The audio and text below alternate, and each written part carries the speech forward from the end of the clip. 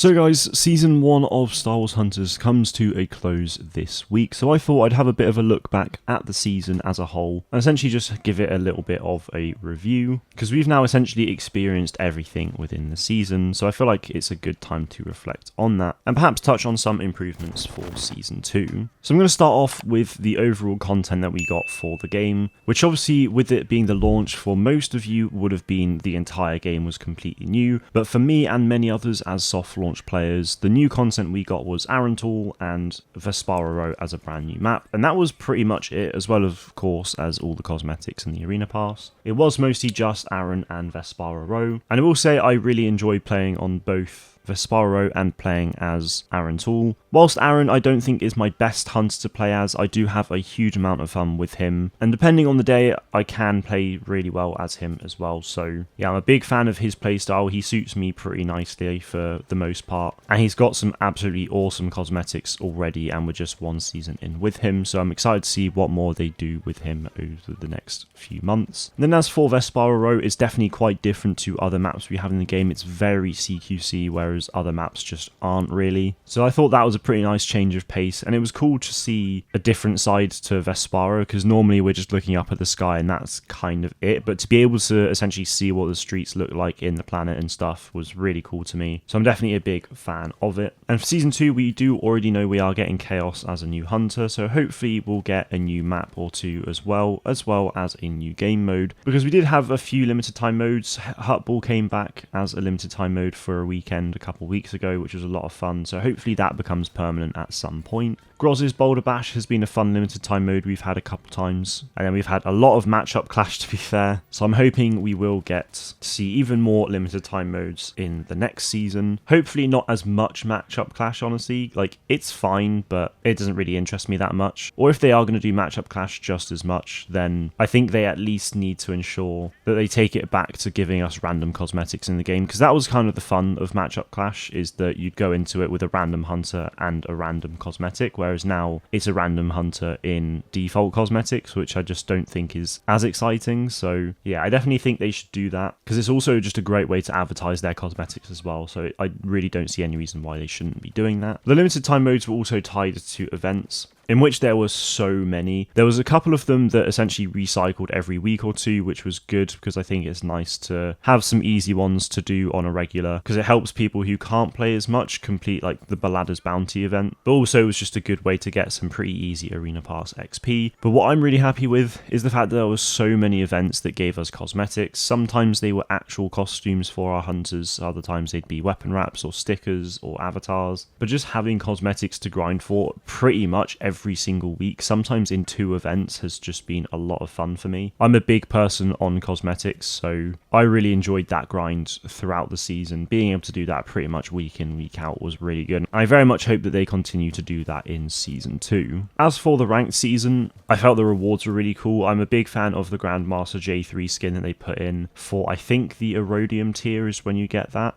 And then the Amara Vex one, I've seen it before in the soft launch ranked Season 1, so I'm glad that they brought that back straight away for full launch Season 1, because I actually didn't get that one during Season 1 of the soft launch, so it was nice to be able to actually have another chance at getting that, because I'm not sure when the next chance will be. So I'm very much hoping that Season 2 next season will be the Beskar Buckethead one, which is the Snowtrooper wearing Beskar armor, because obviously a lot of people won't have had that yet. Now that is one I did get during the soft launch, so if it is that, I'm not going to have to worry too much about playing ranked, which I think will be quite nice, but at the same time I play enough to be able to get there anyway, so it shouldn't be too difficult. So I'm hoping that's what they do for Season 2, but overall, yeah, I'm happy with the rewards for Season 1, so I'm excited to see how they continue in Season 2. And then the final thing I wanted to talk about was the Arena Pass. Overall, it was a pretty solid Arena Pass. I can't honestly complain too much, especially in terms of rewards. I was really happy with like all of them, honestly. It was nice to see the Incinerator Trooper come back from one of the very first Arena Passes in the game, so that everyone can access him for Sentinel, which I think they will do a lot more of. Any soft launch Arena Pass skin will come back into future Arena Passes, I'm sure. So I wouldn't be too surprised if we see another soft launch Arena Pass skin in this next one for Chaos. And thankfully for soft launch players, there was pretty much 99% of the Arena Pass was completely brand brand new stuff. So that was also really good to see. I enjoyed grinding the arena pass. The weekly challenges were nice and easy to get done as well, and obviously give you a lot of XP. My main criticism, I suppose, would, I guess, be for me as someone who plays the game a lot, there isn't really obviously a lot to grind for in the end, because you get to tier 80 and then you complete the 3 stellar tiers, which I completed just over a week ago, but there's nothing obviously after that. Even if it was just you got to go up more levels and stuff, that would be fine. I feel like it would be nice to have something else to grind for after tier 83. If you have a look at something like Fortnite, for example, the Battle Pass is tied to your player level, which resets each season. So when you reach level 100, you will have completed the Battle Pass. And then the next 40 levels that you go up can get you some bonus skins for a few of the Battle Pass skins in the pass, but in like different swanky colours. So it's like a gold variant, a weird sort of like chromy, pearlescent kind of colour sometimes and